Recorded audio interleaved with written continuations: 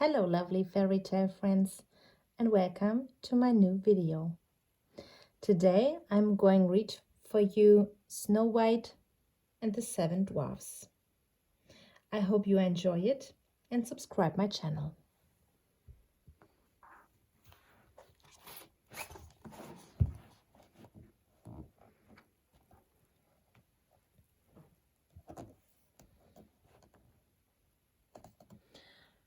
One winter's morning the queen was sitting beside her window, sewing when it began to snow. The snowflakes drifted like feathers down from the sky and settled on the window ledge.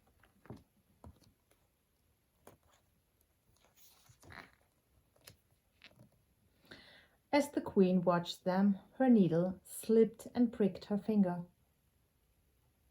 3 drops of blood fell onto the snow. "I wish I had a child," she sighed. "With skin as white as snow, lips as red as blood, and hair as black as the ebony wood of the window frame." 9 months later, the queen's wish came true, and she gave birth to a baby girl. The king was delighted. "Let's call her Snow White," he suggested. But the king's happiness didn't last long. The queen became very ill, and within a week she had died. He and Snow White were all alone. The king was desperately sad. He loved Snow White dearly, but he couldn't take care of her by himself. "A little girl needs a mother," he said. So after a year had passed, he decided to marry again. His new wife was beautiful, but she was also proud and vain. She couldn't bear the idea of anybody being more beautiful than her. She even had a magic mirror, just to be absolutely sure. Every day she would gaze into it and say, "Mirror, mirror on the wall, who is the fairest of us all?" And the mirror always answered, "You are, my queen." Then the queen was satisfied, for she knew the mirror always told the truth. The queen had nothing to do with Snow White while she was growing up. She detested children and wanted the king all to herself. So she didn't notice that as the years went by, Snow White became prettier and prettier. Her ebony hair tumbled down over her shoulders, framing her delicate face, and her red lips grew soft and full. Then one dark day the queen stared into her mirror and asked, "Mirror, mirror on the wall, who is the fairest of us all?" She folded her arms smugly, expecting the usual answer. But instead the mirror replied, "You are fair, of course, my queen, but Snow White is the fairest of all." "Snow White!" screeched the queen. Her face turned white with shock, then purple with rage, and finally green with envy. "There must be some mistake," she snarled. "I don't make mistakes," said the mirror calmly. "See for yourself." The queen looked out of the window and saw Snow White chasing butterflies by the fountain. Her eyes narrowed. It was true. Snow White was more beautiful. Over the next few weeks the queen asked the mirror again and again, but the answer was always the same. Jealousy coiled around her heart like a snake. "I must get rid of her," she decided. Without telling the king of her plans, she called for the court huntsman. "Take Snow White into the forest and kill her," she ordered. "I can't bear to look at her any longer."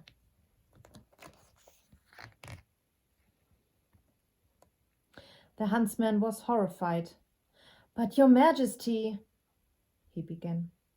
"Don't you dare disobey me," thundered the queen. "In fact, bring me back her lungs and liver so that I can be sure she's dead." So early the next morning the huntsman took Snow White with him. They rode over the hills until they reached a forest. Snow White chattered away happily, asking him about the animals and the trees. But the huntsman hardly said a word. Eventually they came to a part of the forest where the trees grew closer together. "Let's stop here," said the huntsman. They got down and looked around nervously before pulling his hunting knife out of his belt. "Is something wrong?" asked Snow White. "The queen has ordered me to kill you," he said quietly. Snow White shrank back in fear. "But why?" she cried. "What have I done?" "I am sorry," said the huntsman, hanging his head in shame. "I'm just following orders." Tears welled up in Snow White's eyes.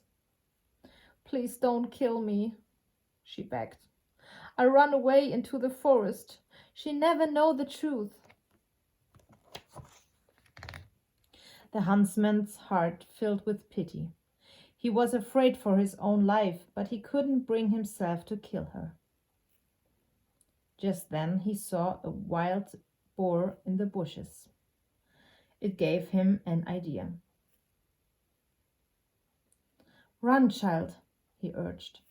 "But you must never come back to the palace, or the queen will kill us both." Snow White took a few steps. Then she stopped and looked back at him. "Thank you," she said softly. "You are a very kind man." The huntsman watched her disappear between the trees. "Poor girl," he thought. "What will become of her?" Swinging back onto his horse, the huntsman rode after the boar. When he caught up with it, he thrust with his sword, piercing its bristly skin. The boar let out an ear-splitting squeal. As quickly as he could, the huntsman finished the creature off. Then he cut out its lungs and liver and took them to the queen, so that she would think Snow White was dead. Meanwhile, Snow White wandered further into the gloomy forest. But now it was growing dark and she was very frightened. She heard a rustle among the bushes and broke into a run. Snow White ran and ran, stumbling over tangled tree roots and jagged stones. Shadowy branches reached out as if they were trying to catch hold of her. She hardly knew which way to run, but she kept on going. Then, at last, she saw a pretty little cottage through the trees. She ran towards it and banged on the door. "Is there anyone at home?" she panted. There was no answer, so Snow White pushed the door open. Inside there was a little table surrounded by 7 little chairs. It was laid out for supper with tablecloth, 7 little plates piled up with bread and cheese, and 7 little mugs filled with frozen milk. "How strange," thought Snow White. "There must be lots of children living here." She hadn't eaten all day and she was very hungry. "I'm sure they won't mind if I have a little," she decided. But not wanting to be rude, she helped herself to just a little bread and cheese from each plate and took only a sip of milk from each mug. In the next room, Snow White found 7 tidy little beds lined up in a row. After all the running she'd be done, she was exhausted. "I think I'll lie down for a moment," she said. She tried the first bed, but it was too short. The second was too low, the third too narrow, the fourth too soft, the fifth too hard, and the sixth too lumpy.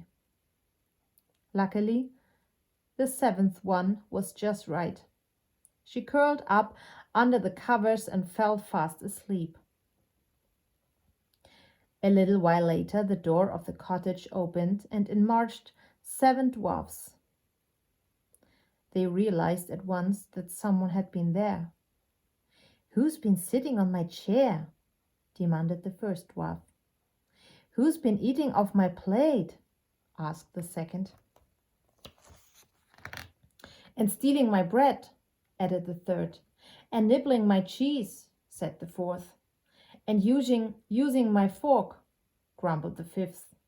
"And my knife," protested the sixth.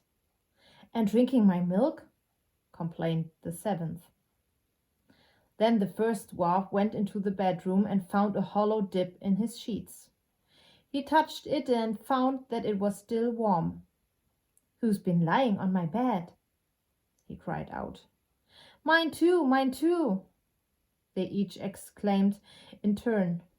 But the seventh dwarf just stared. "Who's this in my bed?" he said slowly. The other 6 dwarfs hurried over. There lay Snow White with her skin as white as snow, lips as red as blood, and hair as black as ebony. "Oh," they all sighed, "she's lovely." Snow White woke up the next morning to the clattering of dishes and the sound of merry whistling. She popped her head around the door and saw not 7 children, but 7 dwarfs. At first she was a little nervous, but they were so friendly and welcoming that she soon felt right at home. They all had breakfast together and she told them her story. "Your stepmother sounds like a nasty piece of work," they said when she had finished. "But never mind, you'll be safe here with us."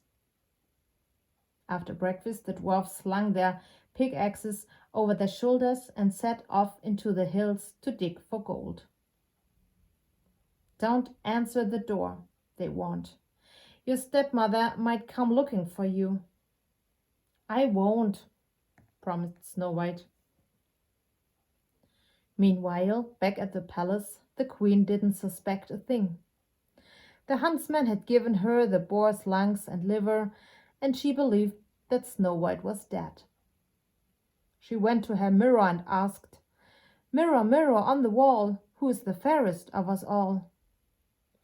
"You are the fairest here, my queen," began the mirror. "But Snow White is the fairest of all." The queen stared in disbelief. "But Snow White is dead," she snarled.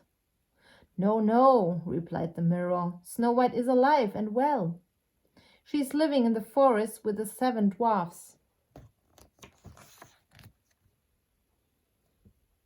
When the queen realized the huntsman had lied, she was furious. Muttering to herself, she paced up and down in front of the mirror. Soon he came up with a plan. She disguised herself as a peasant woman, filled a basket with silk ribbons, and set off for the dwarf's house. Snow White was busy cleaning the cottage when she heard a knock at the door. "Pretty things to sell," croaked the queen. Remembering the dwarf's warning, Snow White peered out of the window. But when she saw that it was just a harmless old woman, she unbolted the door. "My dear, I have just the thing for you," said the queen, pulling out a long red ribbon. "Here, try it on." Quickly she looped the ribbon around Snow White's waist and laced it up. She pulled tighter and tighter until Snow White could no longer breathe. The girl turned pale and collapsed on the ground. "That's dealt with the little fool," sneered the queen and hurried back to the palace. When the dwarfs returned a little while later, they were shocked to find Snow White lying on the ground. For a moment she thought she was dead. Then they saw how tightly the ribbon was tied. One of them whipped out a pocket knife and cut through it. Snow White spluttered and sat up. "You've saved my life," she gasped. When Snow White had recovered, she told them about the old woman selling ribbons. The dwarfs shook their heads. "That must have been the wicked queen," they said. "If she finds out you're not dead, she's bound to come back and try again." "I know," whispered Snow White fearfully. "I'll be more careful in the future." But now the queen was already back at the palace. She rushed straight to her mirror. "Mirror, mirror on the wall, who is the fairest of us all?" she demanded. Once again the mirror answered, "You are the fairest here, my queen, but Snow White is the fairest of all." "What does it take to put a stop to that girl?" hissed the queen. The next day she returned to the cottage with a new disguise and a poisonous comb. "I'm afraid I can let you in," said Snow White when she knocked at the door. "I understand," said her stepmother. "You can't be too careful these days." She held up the comb and gave a sinister smile. "Still, there's nothing to stop you from looking at my wares." "No, I suppose not," said Snow White, opening the door just a little. The queen pushed forward. "Here, let me untangle your hair," she said. But the moment the comb touched Snow White's head, the girl slumped to the ground. As soon as the dwarfs saw Snow White, they realized with horror that her stepmother had visited again.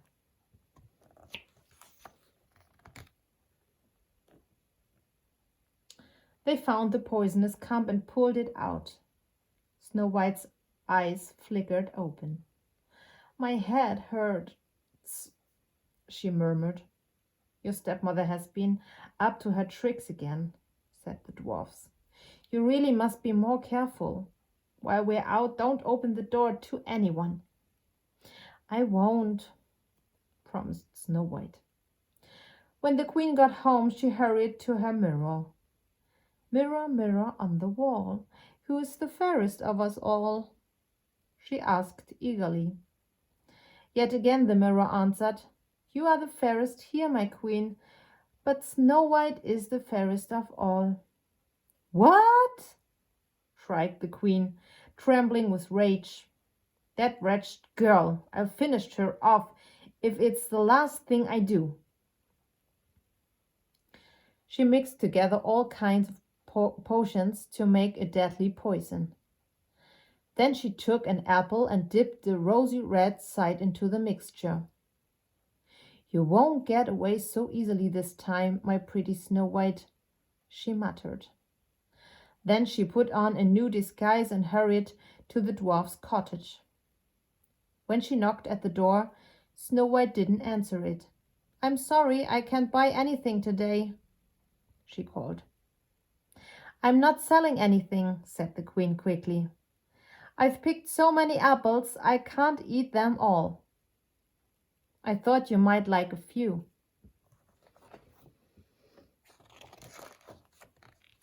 "Oh, I see," said Snow White, opening the window. "Well, it's very kind of you, but I'm afraid I really can't accept them."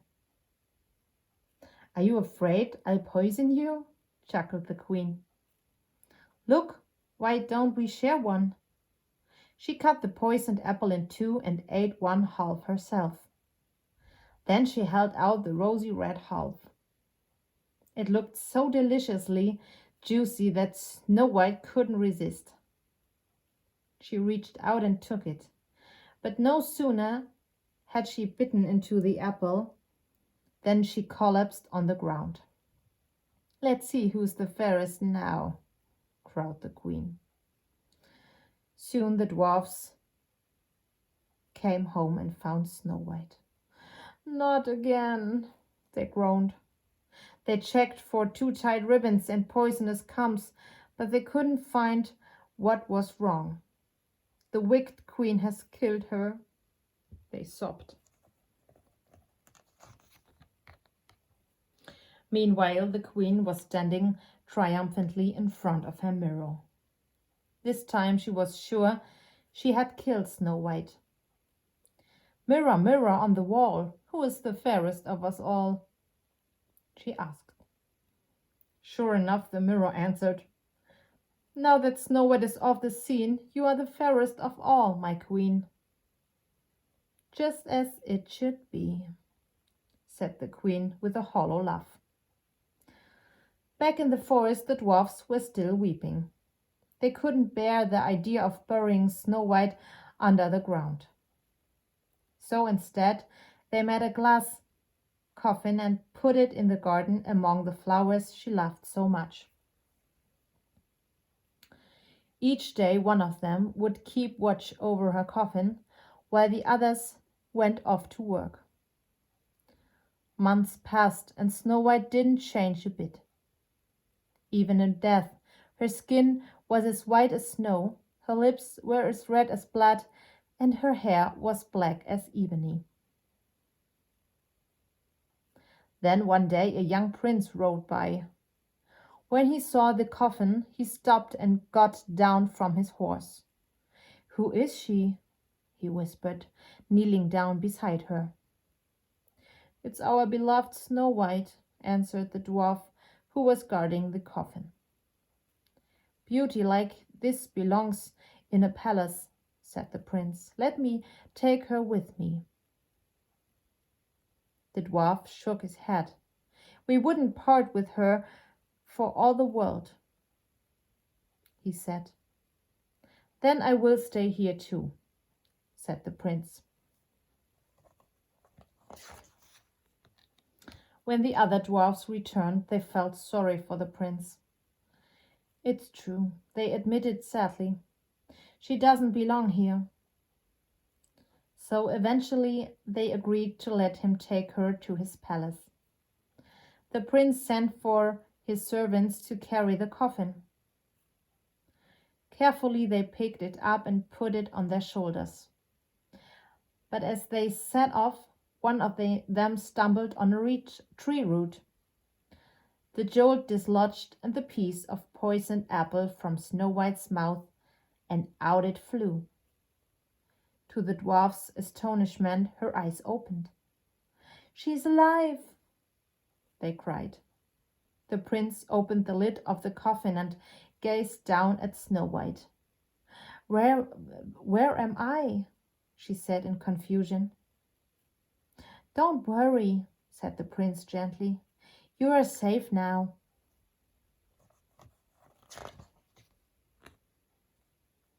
Snow White looked into the prince's kind eyes and smiled. "I don't think we've met," she said. "He's a prince," interrupted the dwarf who'd been guarding her. "I think he's in love with you." The prince blushed. "I must admit it's true," he said. "I can't bear to leave you. Will you come home with me to my palace?"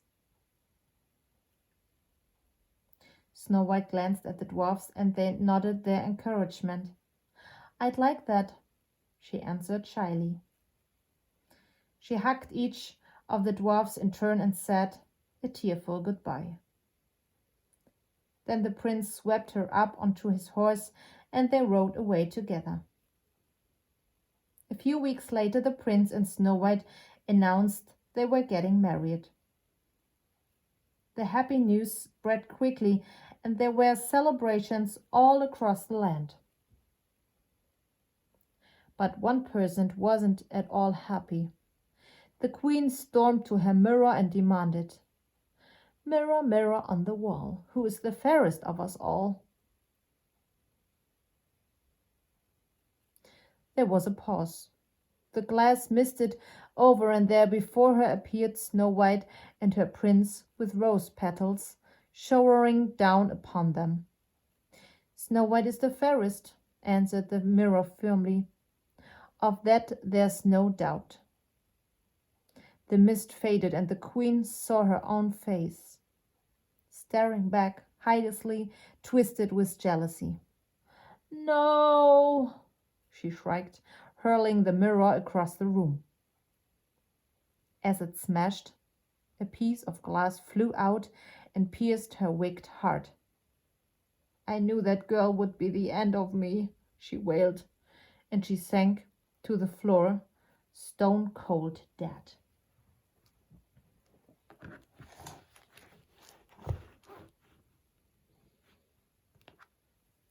If you liked the video, I hope you subscribe my channel. See you next time.